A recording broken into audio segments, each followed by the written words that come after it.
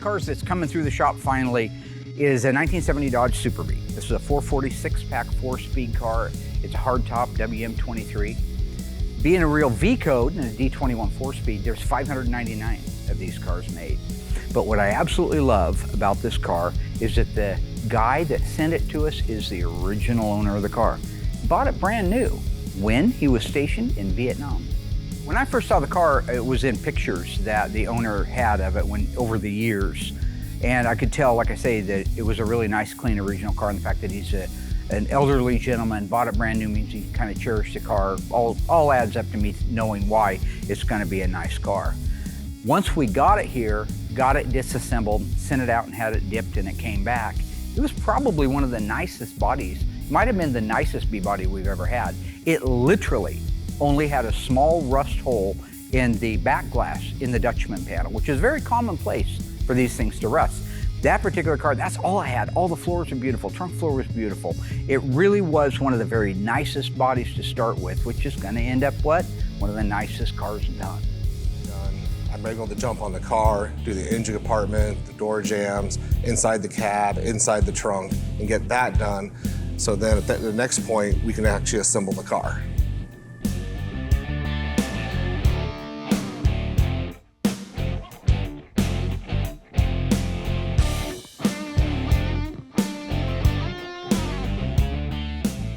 It's important to treat the jam work like the outside of the car. So if I shoot the outside of the car at 27 pounds of pressure, I do the jams to ensure the color is going to match. So we take a lot of time doing jam work like it's the outside of the car, so it looks nice. And like normal, we're using the PPG Deltron line, B5. It's a great color match. It's ready to go once you mix it up, and it's pretty straightforward.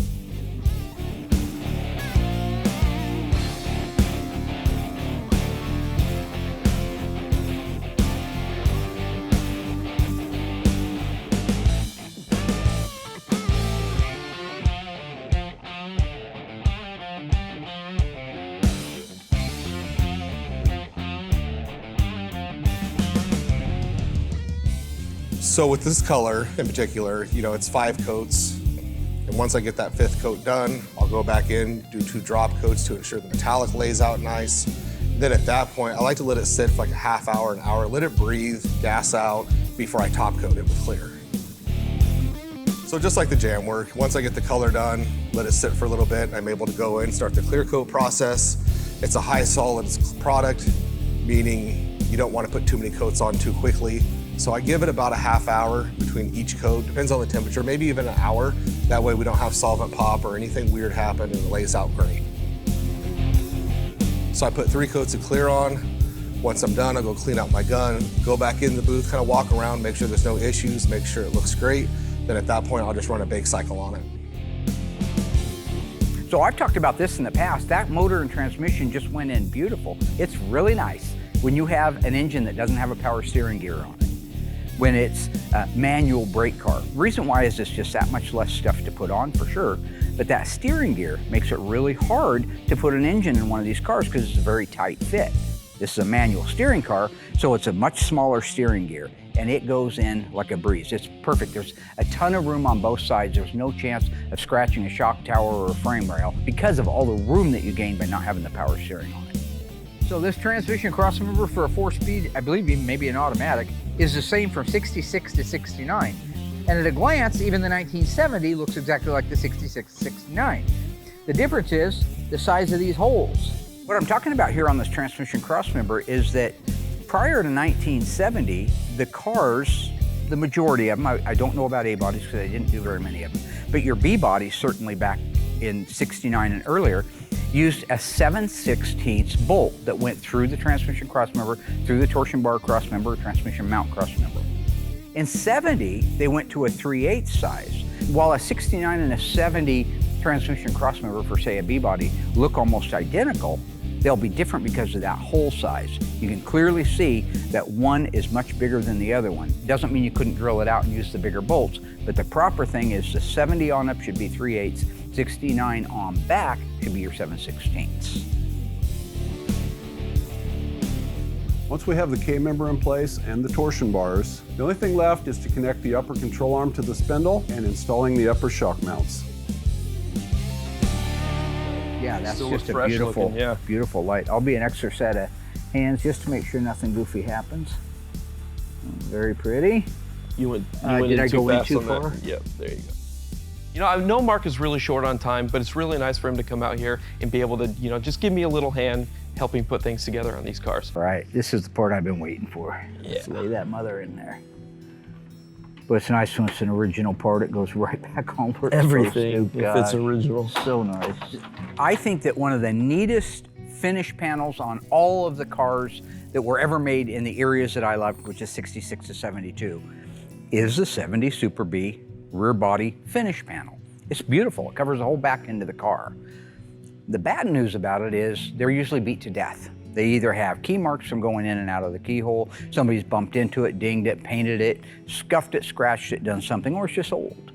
The one that came on the car was a very, very nice one, but it did have dents in it, it did have scuffs in it. The gentleman had waited a long time for his car for us. He's been very, very patient, and I wanted to do him a solid.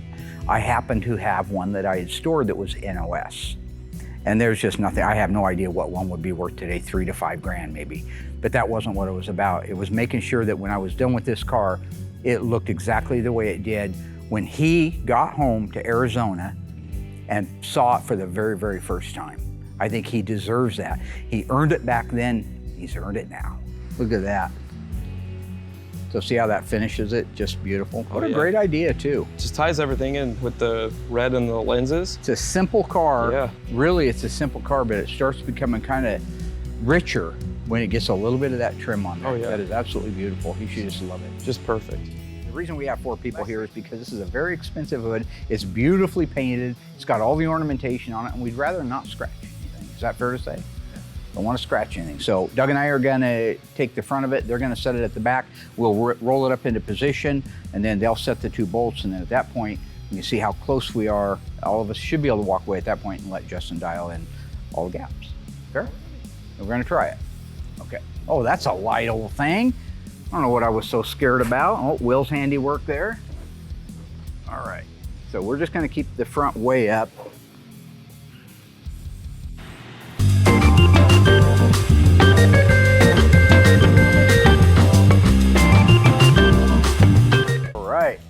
So at least see where we're at. Yeah, I'll watch this back corner. You guys watch the corners against the cowl.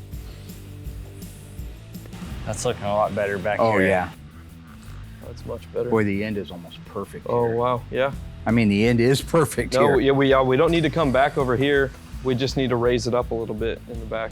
How's your height in But the you back? know what you can see is the bumper will have to come in about another inch. Yep. But that's the reason we didn't want to do it right now, is because it all has to intersect together at the same time. It's all about motivation. Who on this planet would be a better motivator than Sir Rocky Balboa? That's all I'm saying. He's a fictional character, Mark. He's not real. Oh, he isn't real? Is that right? I did not know that. Make a note of that. Rocky Balboa isn't real. Why don't you tell that to Clubber Lang? Why don't you call Tommy Gunn, see how he feels about it, all right? Or Dolph Lundgren, maybe he'd be interested in hearing that, or Apollo Creed. Why don't you tell them how he's not real, okay? Or Mickey. You're now running up the stairs, so.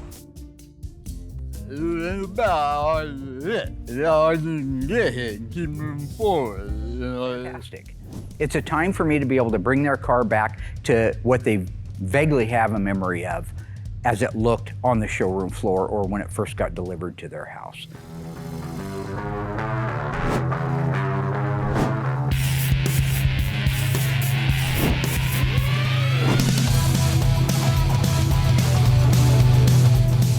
So for me, I really can't be any more proud than I am now of our team that does a great job. Everybody from the front shop to the back shop is impeccable at what they do now, and I get to benefit from that. Doesn't get any better than that.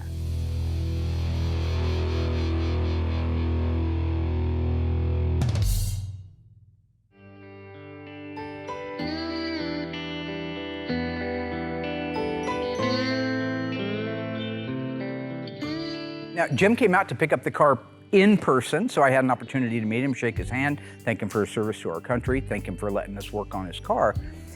He walked around it, I walked around it, he had some questions. The guy's in great shape. works out all the time. He was crawling all underneath it. I said I can put it up on a bin pack and raise it in there. No, I'll get down. You know, Marine, Colonel Jessup, right? Tough guy. I wouldn't mess with him. Crawling all over the car just like he was 18 years old again, and absolutely, I think, loving it. My only concern was when we got outside to load the car up, because he came all the way from Virginia, I think, to pick it up.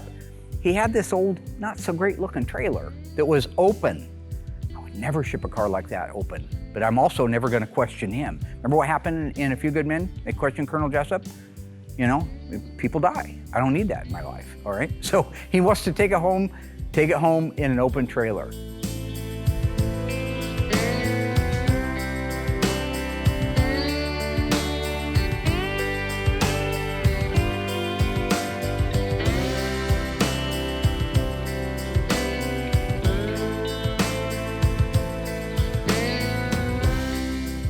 He called me, he made it home. There was absolutely no trouble with the car. So he didn't have any dents, scratches, nicks. He had a bug on the windshield, had a little bit of dust on it, but you're gonna get that traveling 3,000 miles in an open trailer like that. So, you know, some things are just meant to be, right? I think that was just meant to be. I think it was Elvis, right? So it was just meant to be, right? What's all the lyrics to that? Some things are meant to be. Wise man, I don't know, something about a wise dude or something. Like a river flows. Like a river flows gently to the sea, darling, so it goes. Some things were meant to be. Is that right? That's right. Yeah, Elvis ain't got on me.